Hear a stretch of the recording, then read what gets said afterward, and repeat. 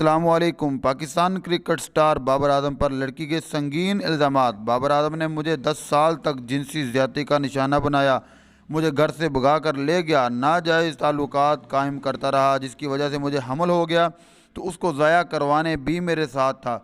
कौमी cricket team के star Babar Azam पर लगाए जाने वाले इल्ज़ामात हक़ाइक़ या फिर इल्ज़ामात हैं? मज़ीद ये लड़की कौन है, इन सब से पर्दा हटाएंगे, लेकिन इससे कबल हमारे चैनल को सब्सक्राइब करें और बेल के आइकन को प्रेस कर दें। जी तो नाजरीन, 28 नवंबर 2020 की रात एक लड़की ने अचानक प्रेस कॉन्फ्रेंस कर डाली और जिसने पाकिस्तानी अवाम में हलचल मचा दी। मज़कूरा लड़की ने न्यूज़ कॉन्फ्रेंस में अपनी कहानी 2010 से शुरू की और कहा वो कौमी क्रिकेटर बाबर आजम के महल्लेदार, दोस्त और क्लास फेलो थी।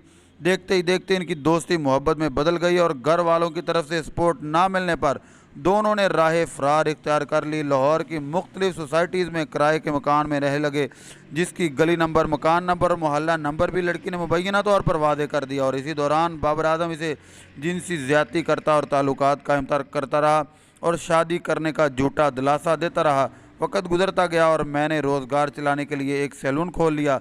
लड़की ने बताया कि इसी दौरान बाबर आजम क्रिकेट टीम में सिलेक्ट हो गया और इसके अंदरूनी बैरूनी अखराजात मैं उठाती रही, लेकिन इसकी क्रिकेट टीम में सिलेक्शन से इसका रवैया ही चेंज हो गया। और इसी दौरान मैंने बताया कि मैं हामला हूं तो इसके रंग ही उड़ गए। नाजरीन, लड़की ने मुबैना तौर पर सारे एविडेंस भी मीडिया को दिखा दे, जिनमें बाबर आजम शोहर की हैसियत से इसको हॉस्पिटल OPD की गरज से लेकर जाता और लेकर आता रहा।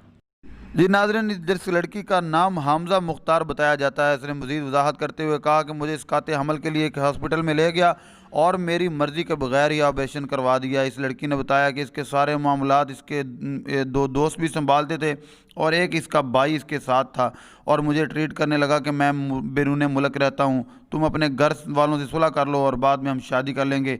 मैंने इसकी बात मान ली, लेकिन इसका रवैया फिर उसी तरह ही रहा। बिलाखिर इसने मुझे तशद्दुद का निशाना बनाना शुरू कर दिया और अब धमकियां देनी शुरू कर दी कि जब लड़की ने मुबैना तौर पर फ़ोन कॉल, चाट और वीडियो कॉल समेत होटल के रूम्स में इसके साथ रहने का इंकशाफ भी कर दिया। और मज़ीद कहा कि इसके तमाम ऑफिशियल नंबर जो PCB की तरफ से रजिस्टर्ड हैं मेरे पास सारे के सारे मौजूद हैं। जब इसने कत्ल की धमकियाँ और देनी शुरू कर दी और ये कहना शुरू कर दिया कि मैं तुम्हारे साथ बहुत बुरा सलूक करूँगा, तुम मेरा कुछ नहीं बिगाड़ सकती, तो अब मेरी आपसे